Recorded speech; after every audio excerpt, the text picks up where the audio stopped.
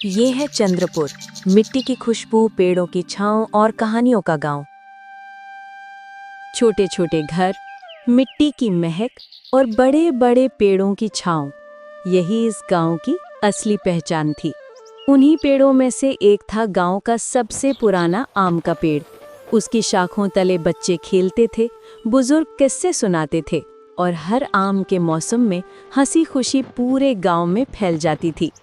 इसी गांव में रहते थे राम और उसकी पत्नी सीता। उनका घर छोटा था लेकिन दिल बहुत बड़ा। राम एक साधारण किसान था, मेहनती जरूर, मगर जमीन हमेशा उसका साथ नहीं देती थी। उसका सबसे अच्छा दोस्त था मोहन, जो हर मुश्किल में राम का हाथ थाम लेता। लेकिन एक दिन गांव में चर्चा उठी। कुछ लोग कहने लगे, इस पेड़ को काट दिया जाए, यहाँ सड़क बनेगी, दुकानें लगेंगी और गांव में पैसे आएंगे। कुछ लोग सहमत हुए, लेकिन बहुतों के दिल कांप गए, क्योंकि वो पेड़ सिर्फ लकड़ी नहीं था, वो तो गांव की यादें था, गांव की हंसी था।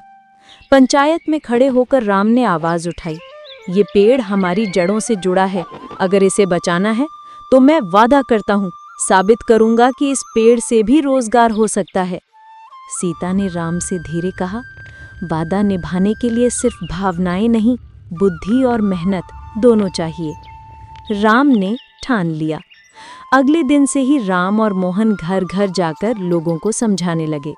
राम कहता, ये पेड़ हमें जोड़ता है, अगर इसे बचाएंगे तो आने वाली पीढ़ियां भी इसकी छांव में मुस्कुराएंगी। मोहन जोड़ता, पेड़ के नीचे ही मेला लगाएंगे, औरतें घर का बना सामान बेचेंगी, बच्चे अपने खिलौने बेचेंगे, पैसा भी आएगा और पेड़ भी रहेगा।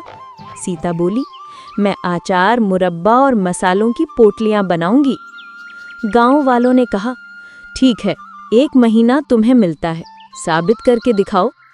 राम, सीता और मोहन ने मिलकर पेड़ के आसपास साफ सफाई की, रंग बिरंगे झंडे टांगे, बच्चों को नाटक सिखाए, औरतें अपने अपने सामान तैयार करने लगी। उत्सव का दिन आया, ढोल नगाड़े बजे, पेड़ की छांव में मेले जैसा माहौल था।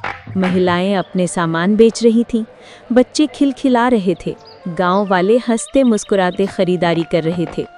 ये नज़ारा देखकर वो व्यापारी, जो पहले पेड़ काटने की बात करता था, आगे आया और बोला, आज देख लिया, पेड़ काटने की जरूरत नहीं है। मुखिया ने ऐलान किया, पेड़ रहेगा और इसके चारों ओर गांव की मंडी भी। राम का वादा पूरा हो गया था। धीरे धीरे ये मंडी गांव की पहचान बन गई। बच्चों की हंसी, औरतों की मेहनत और बुजुर्गों की बातें सब उसी पेड़ की छांव से जुड़ गए। लेकिन वक्त हमेशा आसान नहीं होता। एक साल बारिश कम हुई, फसलें घट गईं, गांव फिर संकट में था। कुछ लोग कहने लगे, शायद हमें पेड़ के भरोसे नहीं रहना चाहिए, बाहर काम खोजना पड़ेगा। राम परेशान था, लेकिन हार मानना उसे आता नहीं था। राम ने फिर रास्ता निकाला। सीता ने पेड़ के नीचे महिलाओं को अचार और मुरब्बा बनाना सिखाना शुरू किया। मोहन ने बच्चों को लकड़ी का काम सिखाया। राम ने खेत के एक हिस्से में फूल उगाने शुरू किए, ताकि त्योहारों में गुलदस्ते बिक सकें। धीरे धीरे गांव फिर संभल गया। फिर पास के कस्बे में बड़ा मेला लगा। गांव वालों ने वहां अपने सामान के स्टॉल लगाए। सीता के मुरब्बे, मोहन के लकड़ी के खिलौने और औरतों के हाथ के बने सामान, सबने लोगों का दिल जीत लिया। एक बड़ा व्यापारी बोला, तुम्हारा सामान अब बड़े बाजारों में भी बिकेगा। राम की आंखें भर आईं। उसका छोटा सा वादा पूरे गांव की किस्मत बदल चुका था। साल बीतते गए, राम बूढ़ा हो गया, पर पेड़ अब भी खड़ा था। उसकी छांव में नई पीढ़ी खिल रही थी। राम अक्सर वहीं बैठकर सोचता, अगर उस दिन ये पेड़ ना बचता तो शायद ये गांव भी टूट जाता। सीता मुस्कुराकर कहती, ये पेड़ ही तो है जिसने हमें जोड़ा। मोहन हंसते हुए जोड़ देता, ये पेड़ सिर्फ पेड़ नहीं, ये हमारी कहानी है जो आने वाली पीढ़ियों तक जाएगी।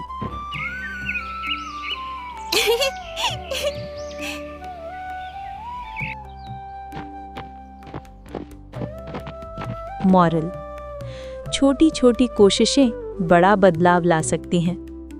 जब हम साथ मिलकर मौलिक सोच अपनाते हैं तो सिर्फ पैसा नहीं, स्थायी सुख भी मिलता है।